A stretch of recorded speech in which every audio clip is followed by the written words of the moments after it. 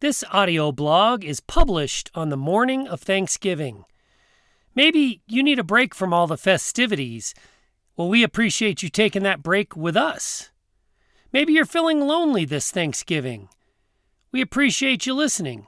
Let's spend a little Friendsgiving time together. Whatever brings you to the Untoxicated Podcast, we hope you enjoy 3 Things I Love About Friendsgiving.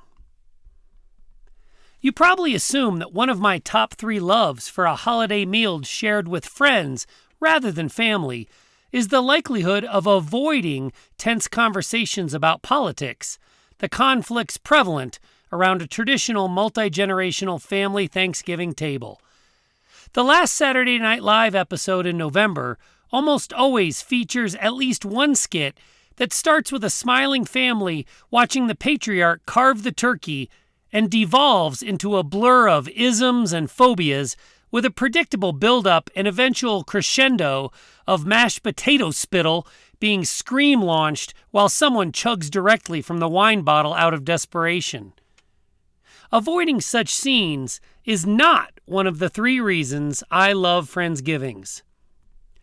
While I am a huge fan of SNL and love a good family dysfunction parody, my particular family's dysfunction rarely includes political conflict at Thanksgiving. That's not to say that we don't have that uncle who thinks home-installed solar panels are a direct assault on a West Virginia coal miner, or a niece who thinks communism has not worked because it hasn't been given a fair shake. Maybe my family's dysfunction is our lack of commitment to advocacy demonstrated by our deference for holiday conflict avoidance. We seem to honor an unspoken rule about keeping our red hats and melting ice cap literature away from the table. So if political arguments are not something I'm trying to avoid at Thanksgiving, why do I love a pre-Turkey Day feast with friends? Love number 1, unlimited deviled eggs.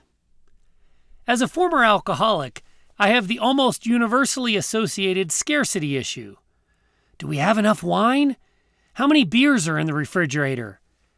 Caroline Knapp explained the insecurity with eloquence and completeness in my favorite quit-lit of all time, Drinking, a Love Story. Now that I don't drink, I don't care about the volume of alcohol at a social gathering. At Friendsgiving, I seem to have transferred that obsession. I love deviled eggs, and at the one we've attended for a few years now, Kiki brings a big batch of her most delicious recipe. The reason deviled eggs at Friendsgiving are such a blessing is that no one is paying enough attention to notice that I palm a deviled egg every time I walk through the kitchen. With my family, my love for deviled eggs is well known, and my kids are plenty comfortable with confronting an overindulger. My 4 kids and I have equitably shared the turkey neck their whole lives. They know what fairness looks like. If too many deviled eggs go missing, there will be an investigation. At Friendsgiving, an empty deviled egg plate is met with relief and pride as Kiki smiles wide knowing her contribution was a hit. The contents of my belly are never called into question. Love number 2.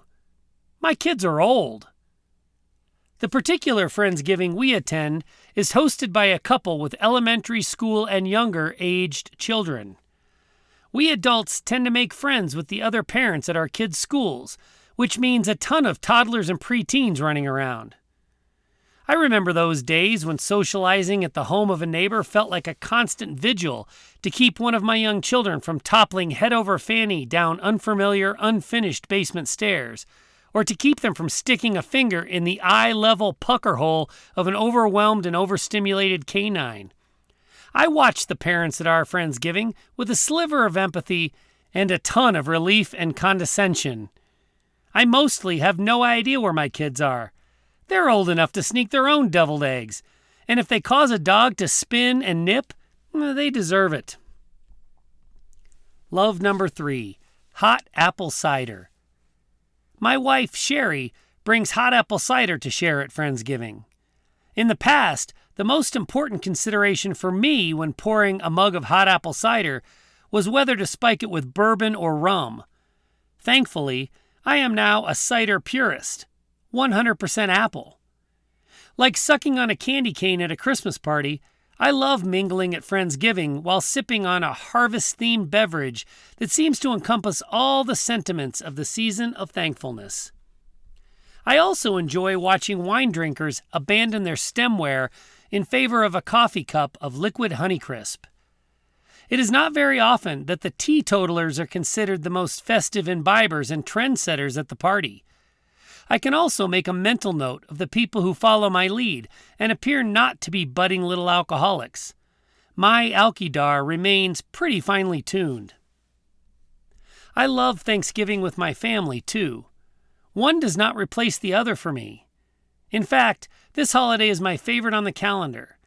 My family points to my squeaky cheapness and assumes my love for Thanksgiving is because I don't have to shop for gifts. But that's not it, really.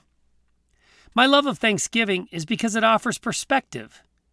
It is quite easy to get caught up in our needs, our losses, and our goals unmet.